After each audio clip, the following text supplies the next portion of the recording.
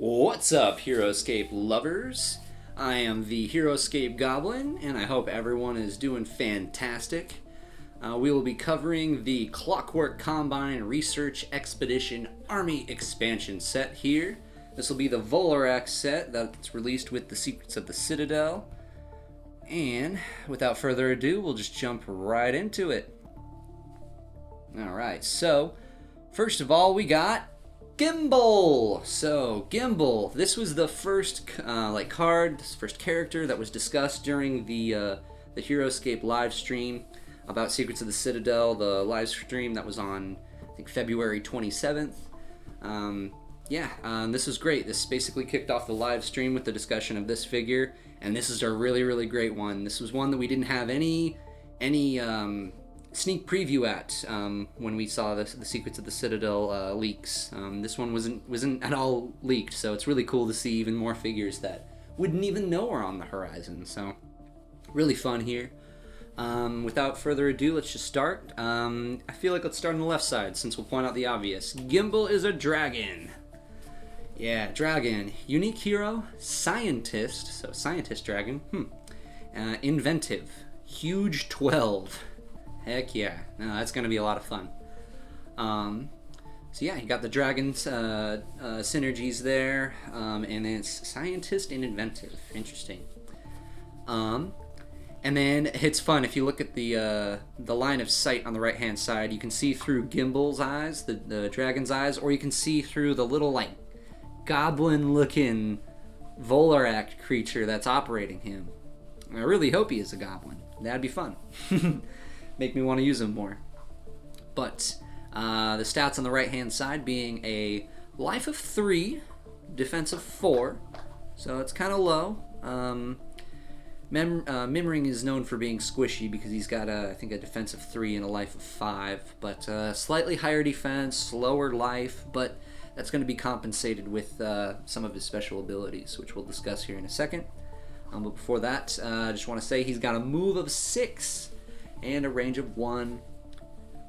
So yeah, good typical dragon stats there, but he's got an attack of 5. I love that attack of 5. Yeah, so very, very effective heavy hitter there. And yeah, that's just without his special abilities. Just already an attack of 5. Rolling 5 dice is nothing to be laughing at. So basically he's got 2 abilities. They're a lot easier understood than read. So if it sounds really confusing when I'm discussing this, just know that it'll be a lot simpler here in just a moment when I explain them. But Draconic Engineering, Gimbal starts each game with the breath, the wings, and the claws treasure glyphs on this army card, and these glyphs cannot be placed on this army card except by this power, and Gimbal cannot drop these glyphs except when destroyed or with his next special power. So his next special power being when you take 1 or more wounds, you can take off one of these glyphs instead of, getting a wound. So given that he has 3 glyphs, he effectively has 6 life then. Once you take off that ability, you just move that treasure glyph on an empty space adjacent to Gimbal. And it looks like if you do, you ignore all wounds, so that's really great. So that's better than having life. Yeah, these glyphs basically act as like giant shields, and even if you suffer, let's say you get a huge attack dice roll, you get like 7 dice. Instead of attempting to defend against that with your 4 dice, you just take one of your glyphs off. Granted, you can't put it back on, right? But you can just take off your glyph, and maybe you don't even need one of those glyphs. We'll get into what they are here, so instead of dancing around that, we'll discuss these glyphs. There are 3 of them here. We'll just start with the easy one. Wings. It is just flying. Basically, that character gets flying, and after you use it, if the hero, if whoever's using it isn't Gimbal, and they're not a scientist, they have to destroy the glyph. So they only get to use the glyph in its effect once, unless they are Gimbal or a scientist. Well, I shouldn't even say Gimbal or a scientist, because Gimbal is a scientist. But yeah, when you're done using this power on Gimbal, you actually take off the piece from Gimbal too. So wings, claws, and breath. So you take off pieces of Gimbal as you continue to play. Right, so you can literally remove his head if you want to ignore all the wounds. That's a lot of fun.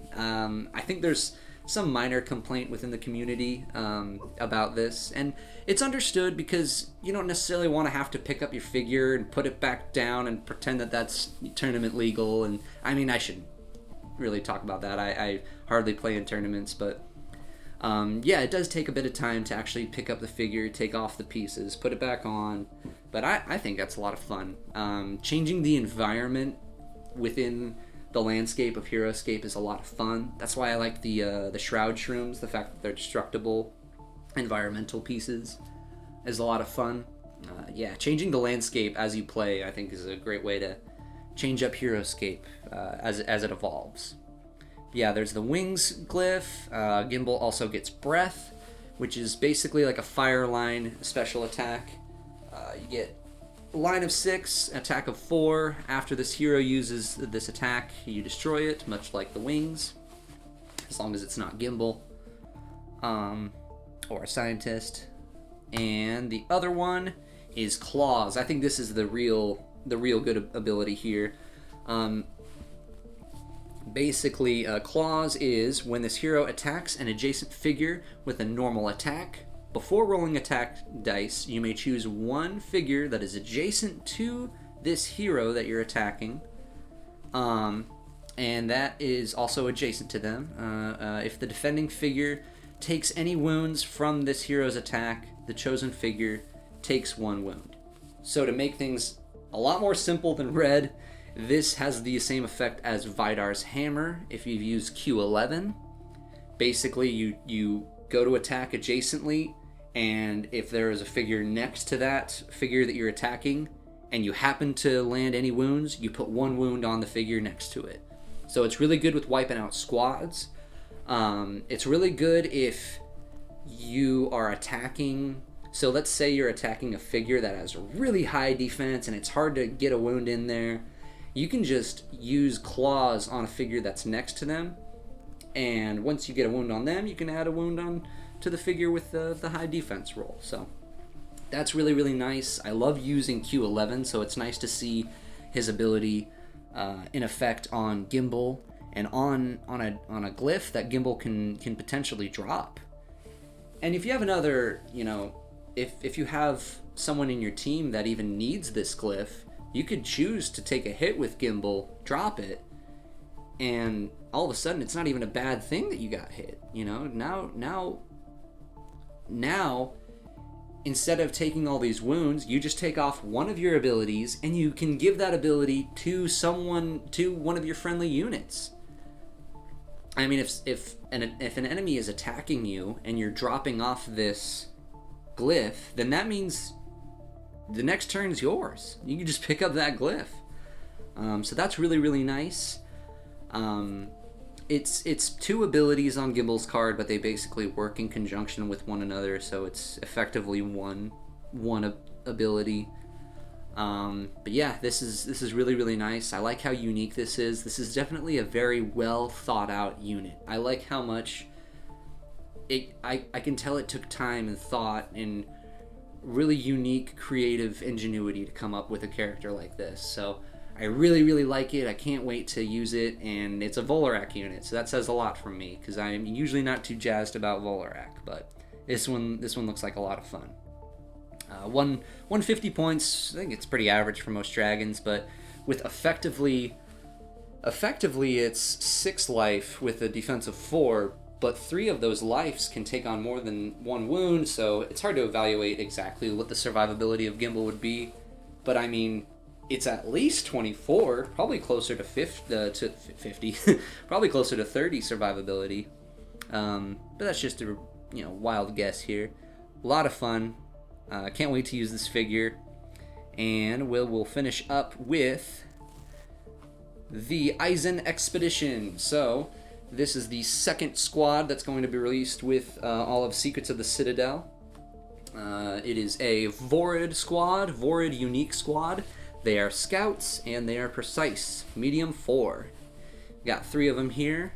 Oh, I didn't even mention the sculpt, but the sculpt looks great. I mean, I don't know if I mentioned the sculpt on Gimbal, but Gimbal's sculpt looks epic. Yeah, love Gimbal's sculpt. The sculpt for the Eisen Expedition figures are real fun. I like how the guy's got, little fox has got a little top hat, and there's a little Mickey Mouse looking guy, and then a little pudgy looking gerbil guy. So that's fun. They got a lot of character. They got a lot of flair to them. So, but we got the stats on the right hand side being a life of 1 and a defense of 3. So pretty average there. Move of 5, range of 7, nice, and attack of 1. Not nice. 75 points. That's not that great. I mean, the range is really the only great part. Average defense, average move, very bad attack. But I'm sure the attack will be made up here with the abilities. Let's see, Expeditionary Force. Before taking a turn with the Eisen Expedition, you may first take a turn with a Vorid or a Scientist hero you control, and you add 1 to that hero's move value during that turn. So that's nice. You got a couple different Vorid heroes that you could use. I believe a Scientist hero, gosh, you can use this with Gimbal. Heck yeah. So before taking a turn with the Eisen Expedition, you could just take a free turn with Gimbal. That's awesome. And add 1 to Gimbal's move. Which, if Gimbal's got flying, it's got like move of 6 it had? Yeah, 6. So now it's got 7 with flying. That's nothing to laugh at. The other, or Scientist hero you control. And I believe another Scientist hero is going to be introduced that will be discussed in the following video. So, extra synergy there. And the next ability is Well Equipped. Eisen Expedition figures may choose to ignore any effects from terrain tiles they move onto or occupy other than molten lava. So they got this goes in line with the Volarak's lore, but they got some tech that keeps them from stopping when they go into water, and doesn't work on molten lava, so they can't walk through lava. That makes sense. That'd be a little too overpowered. Or I don't know, would it be? There's not that many maps that use molten lava, and I mean, I don't know. Maybe that would be too much, but I could also seeing it just, why not? You could choose to ignore shadow spaces if you want. I don't know in what situation you would want to.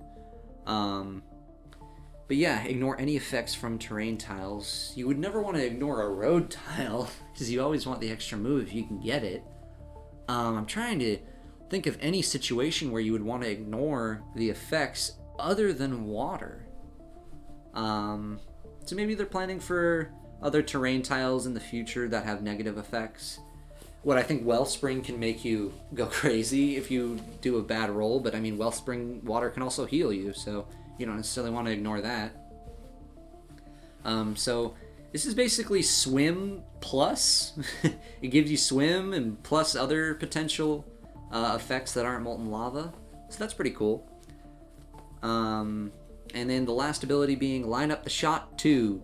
When an Eisen Expedition figure attacks a non-adjacent figure, if it did not move this turn, add 2 to its attack value. So basically, similar to the Ordo Borealis, the ranged bears, if they don't move, let's see, if it did not move, you add 2 to the attack value. So, I mean, what, you give them a normal attack value? You give them 3? 4 with height, but I mean, that's with most figures. I don't know. I kind of thought that Line Up the Shot would be better, since their attack was so low. It's only 75-point squad, but I mean, I could find a lot more effective 75-point squads, a lot of the pirates and all that. Yeah, I mean, so this would give you an attack value of 3 if you don't move, but you have to get into position first. That can be fun. most of the time not. I don't know. This doesn't look like this will be the squad for me. I've already admitted I'm not too crazy about the Vorids. I think these Vorids look more fun than the previous ones. Definitely, I'd say better than the gliders, but not by much. I don't know. Poor Volarak. Every time they get a new squad, it's just so underwhelming. But yeah, that's my thought on the Ison Expedition. I think that's the last of it for this pack. Yeah, that looks like just the glyphs that came with the set are the Gimbal glyphs. So nice, the Gimbal glyphs. But yeah, 4 really cool looking miniatures, 3 different glyphs, pretty nice. Looks like they're selling it on the Heroscape website, the painted edition for $55, and the unpainted, what is this, probably 45? Yeah, 45 bucks for the unpainted edition. Definitely worth its price, I'd say. For the figures, the utility, if you're a Vorid fan, I mean, you're getting this, you know. I'll be getting every Secrets of the Citadel release. It might be one of the last ones I get, though, I'll be honest. I really like Gimbal. I really do like Gimbal. But at the same time, I don't see myself using the Ison Expedition figures that often, so I'm effectively just going to be getting this for Gimbal. But that'll probably wrap it up right there. I think there's only one more set to cover that was released in the Secrets of the Citadel, and that'll be the Crooked Crew of the Clockwork Combine, the Enar pack. We'll get into that in the next video, and we might also touch on the terrain as well, so that'll be fun. The terrain pack that's going to be released within the Secrets of the Citadel release schedule. So this was a lot of fun. I always enjoy doing this. I appreciate you sticking with me to the end of the video, sticking with me through all my uhs and ums and all that, stumbling through myself and such, but I appreciate you. Hope you have a wonderful rest of your day. Peace out.